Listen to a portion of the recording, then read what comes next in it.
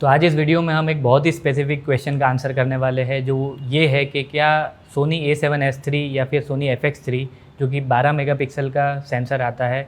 वो कैमरा एक अच्छे फ़ोटोज़ क्लिक कर सकता है या नहीं कर सकता। तो सबसे पहले मैं कुछ इमेजेस आपको साइड बाय साइड बताता हूँ और आप खुद डिसाइड कीजिए कि इसमें से कौन सा फ़ोटो है जो सोनी A7S III में लिया हुआ है और कौन सा फ़ोटो है जो सोनी A7 Mark IV में लिया हुआ है।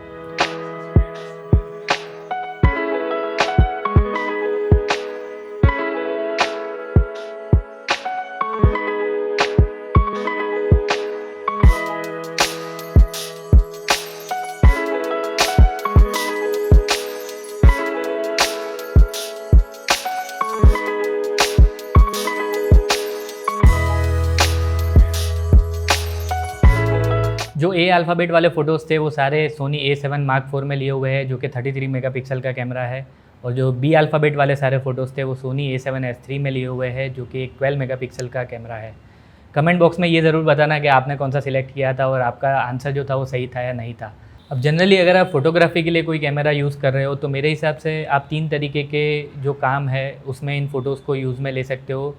और जिसमें जो सबसे पहला है वो ये है कि आप इन फ़ोटोज़ को सोशल मीडिया पर अपलोड करने के लिए या फिर कंप्यूटर पर देखने के लिए या फिर टीवी स्क्रीन पर देखने के लिए यूज़ कर सकते हो, जो कि 90 to 95% केसेस में होता है। जो सेकंड यूज़ है वो ये हो सकता है कि आप इन फ़ोटोज़ का जो एल्बम बना करके प्रिंटिंग में यूज़ कर सकते हो, या फिर फ़ोटो फ्रेम बनाने के लिए या फिर किसी और तरीके की छोटी साइज़ की प्रिंट्स में आप इसको यूज़ कर सकते हो। और जो थर्ड इसका यूज़ केस हो सकता है वो ये है कि आप इन फ़ोटोज़ को बहुत ही ज़्यादा बड़ी साइज़ में होर्डिंग्स है या फिर बिलबोर्ड्स है वैसा कुछ प्रिंट कराने के लिए यूज़ में ले सकते हो। अब पहली जो 2 चीज़ें हैं जो सोशल मीडिया पर अपलोड करना है, फ्रेम्स है, प्रिंटिंग्स है या फिर इवन एल्बम प्रिंटिंग है हो गया, या फिर बड़ी से बड़ी टीवी के ऊपर अगर आप इसको देखते हो, तो ये सारे जो यूज़ केस है जो ऑलमोस्ट 99% इमेजेस और फ़ोटोज़ का यूज़ केस होता है। अगर उन केस में आप A7S III को यूज़ करते हो तो मेरे हिसाब से इसका जो 12 मेगापिक्सल का जो सेंसर है वो आपके लिए इनफ रहेगा, जो उसका रेजोल्यूशन है वो भी इनफ रहेगा, और वो थोड़ी देर में मैं आपको प्रूफ करके बताऊंगा। फर्स्ट ऑफ ऑल, अगर आप सोशल मीडिया पर अपलोड करने के लिए फ़ोटोज़ यूज़ कर रहे हो तो किसी भी सोशल मीडिया पर जो मैक्सिमम जो रेजोल्यूशन है वो विड्थ या लेंथ अगर जो भी ज़्यादा है वो 1080p से ज़्यादा आप उसे अपलोड नहीं कर सकते। आप जब भी किसी भी बड़ी साइज़ के फ़ोटो को अपलोड करोगे तो वो ऑटोमेटिकली कंप्रेस होने वाला है।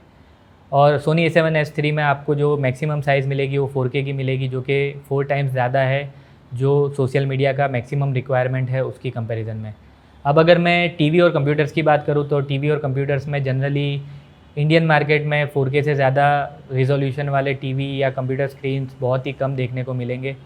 जो कि अगेन सफिशेंट है अगर आप सोनी A7S III के खींचे हुए फ़ोटोज़ को उस पर देखने के लिए यूज़ करते हो तो। और अब अगर बात करूँ प्रिंटिंग की, तो प्रिंटिंग के लिए एक बहुत ही अच्छी वेबसाइट मुझे मिली है। ये वेबसाइट है जिसके ऊपर आप आपका जो इमेज का साइज़ है वो इनपुट कर सकते हो, आपका जो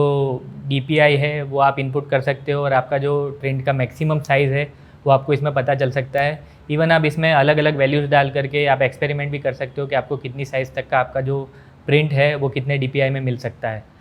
अब जनरली फ़ाइन प्रिंटिंग जो होता है, जिसमें डिटेल प्रिंटिंग जिसे बोलते हैं, जो 300 DPI तक का जनरल उसमें स्टैंडर्ड होता है। अब 300 DPI को ध्यान में रखते हुए अगर इस वेबसाइट पर मैं सोनी A7S III की डिटेल्स डाल के अगर चेक करता हूँ तो मुझे 10 बाई 15 इंच की इमेज 300 DPI पर मैं इसमें प्रिंट कर सकता हूँ। सेम टाइम अगर मैं A7 Mark IV की डिटेल इसमें इनपुट करूँ तो 300 DPI पर मैं 16 बाई 24 के अप्रॉक्स इसमें जो इमेज है वो प्रिंट कर सकता हूँ। अब जनरली जो फ़ाइन प्रिंटिंग से ये मतलब होता है कि जो फ़ोटो है उसे बहुत ही नज़दीक से देखा जाने वाला है, और उस वजह से उसको 300 DPI में प्रिंट किया जाता है ताकि जो डिटेल है वो काफ़ी अच्छी रहे।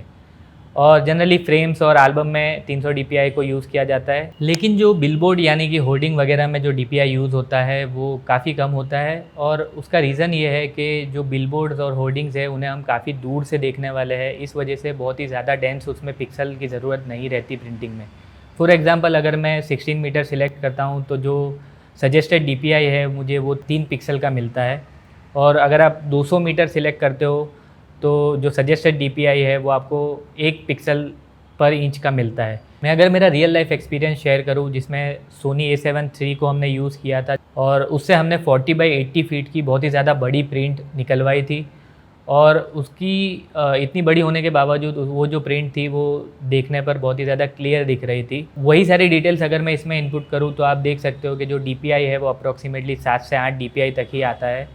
तो इन शॉर्ट कहने का मतलब ये है कि जो मैक्सिमम आप प्रिंट कर सकते हो और जो आपका व्यूइंग डिस्टेंस है वो आपकी जो प्रिंट है उसके ऊपर काफ़ी ज़्यादा डिपेंड करता है कि आप कितनी बड़ी प्रिंट करवा सकते हो और कितना DPI आप उसमें रिड्यूस करके ले सकते हो। बट इसका मतलब ये नहीं कि सोनी A7S III को आपको जो बिलबोर्ड है, जो होर्डिंग है, उसके ऊपर जो प्रिंट होने वाले फ़ोटोज़ है उसके लिए यूज़ में लेना चाहिए। अगर आपका उस तरीके का काम है तो डेफिनेटली आपको A7S III परचेज़ ही नहीं करना चाहिए। आपको सोनी A7R का जो सीरीज़ है या फिर सोनी A7M सीरीज़ जो है, जो हाइब्रिड सीरीज़ है, उसमें जाना चाहिए। मेरे हिसाब से अगर इन जनरल आप एक हाइब्रिड शूटर हो जिसमें मोस्टली आप वीडियो शूट करते हो और कहीं किसी जगह पर आपको फ़ोटो शूट करने पड़ सकते हैं जिसमें बहुत ही ज़्यादा लार्ज प्रिंटिंग का रिक्वायरमेंट नहीं होने वाला, तो उन सारे केसेस में सोनी A7S III आपके लिए मोर देन इनफ हो जाएगा। और आपका पर्टिकुलरली फ़ोटोग्राफी मेन पर्पज़ है कैमरा से, तो डेफिनेटली आपको A7S III परचेज़ नहीं करना चाहिए। तो अगर ये वीडियो आपके लिए हेल्पफुल रहा है तो प्लीज़ इसको लाइक कीजिए और चैनल को सब्सक्राइब कीजिए। Thank you so much, have a good day.